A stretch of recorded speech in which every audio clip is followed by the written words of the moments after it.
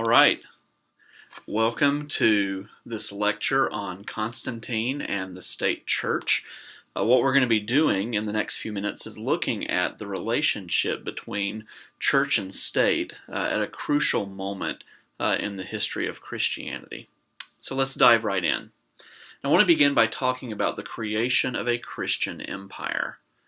And we want to start by talking about a figure named Diocletian, who had a creative way of restructuring the Roman government.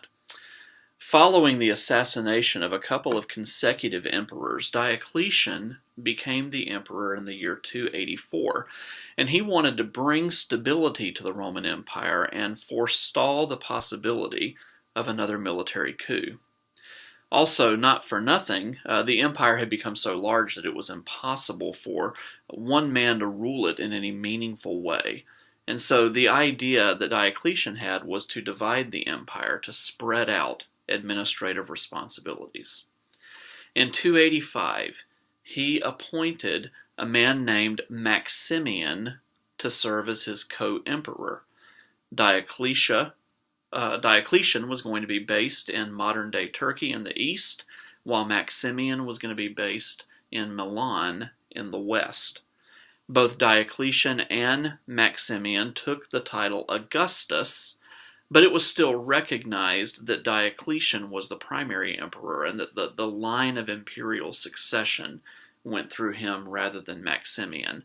So in many ways, Maximian is like a co-emperor, but Diocletian is still a primary emperor. And this worked really well.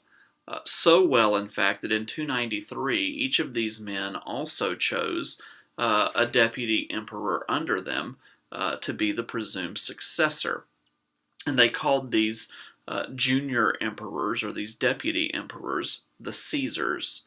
So Diocletian chose a man named Galerius, and Maximian chose a man named Constantius. And these four men were spread out all over the Roman Empire so that they were over different regions. And the idea is that the Caesars take the place of an Augustus whenever that individual steps down or dies. So you're creating an orderly succession with the understanding that it's always Diocletian and those who are in his line who are the primary emperor, the person who serves as the first among equals. By the way, those words Augustus and Caesar had been synonyms before now, but they've decided to artificially separate them out so that a Caesar is a junior Augustus. So then that leads us to the Great Persecution. Diocletian was concerned with promoting a cultural revival in Rome, including a revival of traditional religion. The Roman authorities had become increasingly suspicious of Christians because they refused to serve in the army, and the reason they did so is because it required emperor worship as part of the loyalty oath. Diocletian himself was also irritated with Christians because several members of his household were believers, including his wife and daughter. And so under Diocletian, Christian property was systematically confiscated or destroyed, and Christian leaders were tortured and sometimes killed. Even after Diocletian became ill and was unable to function as emperor, he steps down. Galerius is elevated to the chief Augustus, and he increased the level of persecution. He even threatened death to all Christians in the Roman Empire. This is the first time that that has happened. So let's talk about the rise of Constantine in this context. In the year 306, the army elevated Constantine to the position of Augustus in the West by popular acclaim. This followed the death of his father Constantius. Constantius had been Galerius's hand-picked Augustus in the West. I know this is a lot of names, but the one you really need to focus on is going to be Constantine. So now Constantine has taken his father's place, not because he was picked by the Tetrarchy, but because the military has demanded Constantine and nobody else. So let's hit pause on him for a minute. Back to Galerius. He is the primary Augustus, and he's fallen ill in the east. And he's on his deathbed, And in 311, he issues an edict granting toleration to Christians if they promise to pray for his healing. So there's several days of toleration. And then Galerius dies about a week after the edict. And the new Augustus, whose name I'm not even going to bother sharing with you, ignored that edict and continued persecuting Christians stronger than ever before, leading to almost the total annihilation of Christianity in parts of North Africa. Outside of Egypt, Christianity was almost eliminated in North Africa during this time. But back to Constantine. Constantine had tolerated Christians in his portion of the West, seeing them as potential political allies in his growing desire to become sole emperor. So when Constantine originally becomes the Augustus in the West, that began a period of warfare between the four tetrarchs that has been called the Civil War of the Tetrarchs by Roman historians. And they're basically battling each other to see who can come out on top. And it's during that time that Galerius gets sick, and then there's the big persecution against Christians. Constantine is up there tolerating Christians. Constantine decides to make his move to invade Rome in the year 312 in an effort to reunite the Roman Empire under his rule as the sole emperor. His Caesar, a man named Maxentius, was operating out of Rome, and so he's going to invade Rome, dethrone Maxentius, and begin his march to being the only one. The key date is October 28th in the year 312.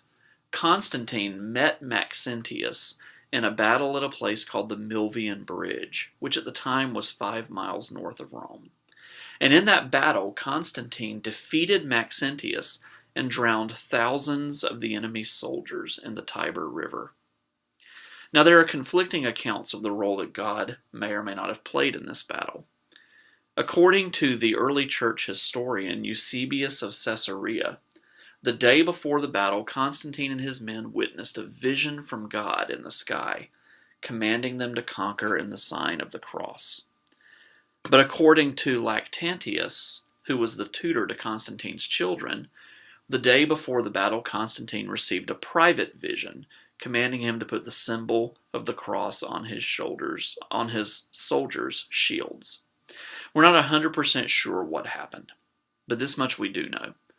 Constantine had the Chi Rho symbol put on his soldiers' shields, Chi Rho being the first two letters of Christ's name in Latin. And Constantine's men won the battle decisively, conquering in the sign of the cross. The following day, Constantine marched into Rome, and he was declared the sole emperor in the West. And now we're down to 3. In 313, Licinius, the Eastern Augustus, reached an accord with Constantine that culminated in Licinius forcing down his Caesar so that now there's only 2, and marrying Constantine's half-sister. Now, this is an important moment in church history because they're meeting in Milan, and their agreement comes to be called the Edict of Milan. Now, there's not a formal edict, but what there is a peace treaty where these two men, Constantine and Licinius, decide that they're going to coexist.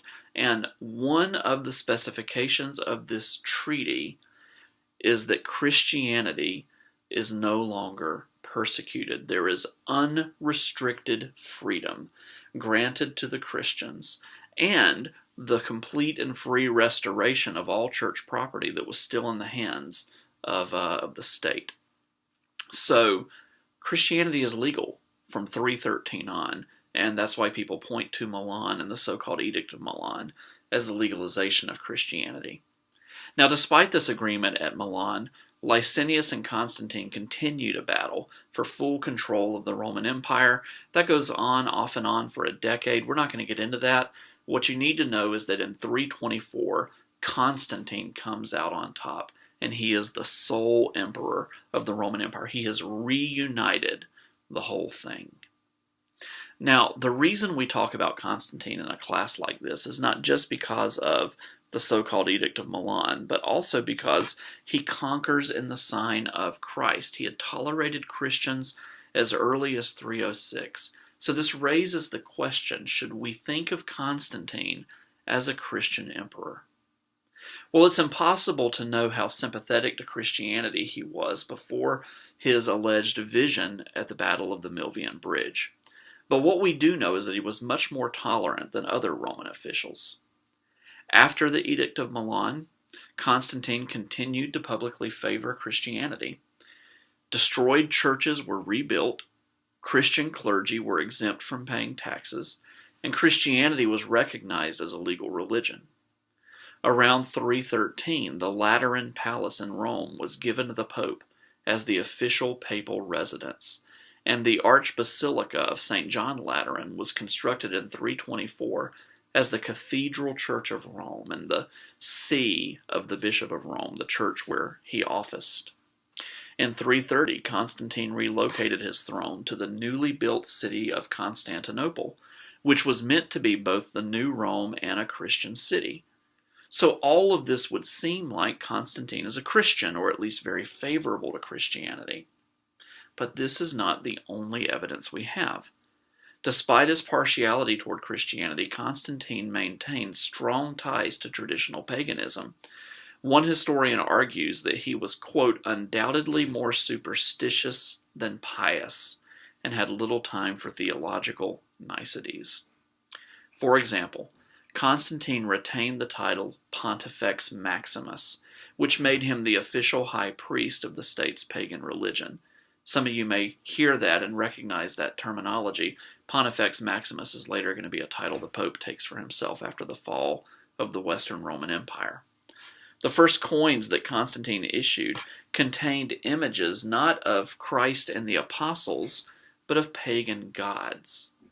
When he declared the first day of the week a public holiday in 321, Constantine named it in honor of Sol Invictus, the invincible sun, rather than the Christian God. This comes over to us in the English because we still call that day Sunday.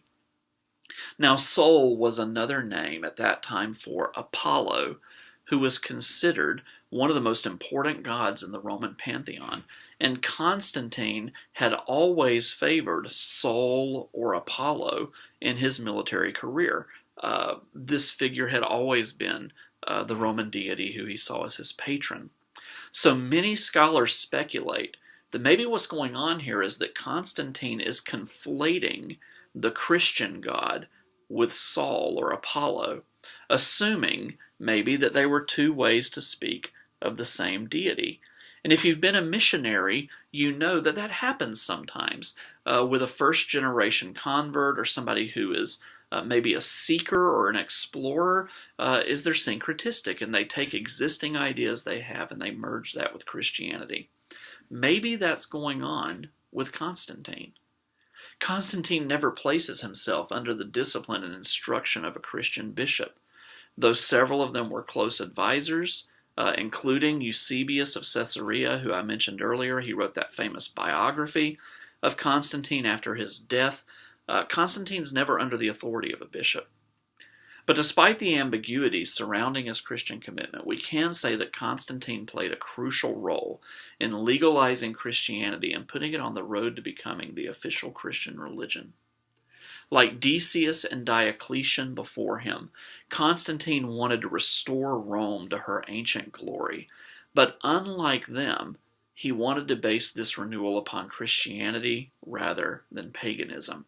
Rather than looking back and recovering the ancient faith, Constantine sees that Christianity is growing rapidly, and he wants to see Christianity be part of the backbone of a revived Roman Empire. Now, Constantine did receive Christian baptism near the end of his life, and that may have indicated a final break with traditional paganism and his personal confidence that Christianity was superior to the ancient paganism. But we can't say that for sure. That's only a guess. Many people, especially public leaders, put off baptism until the end of their life at this time period. So perhaps it's best to think of Constantine as one who, for whatever reasons, was favorable to Christianity during his reign. He absolutely shows favoritism to Christianity, and it's possible that he also became a sincere Christian at the very end. Now, I want to close out this lecture by talking briefly about church and state after Constantine.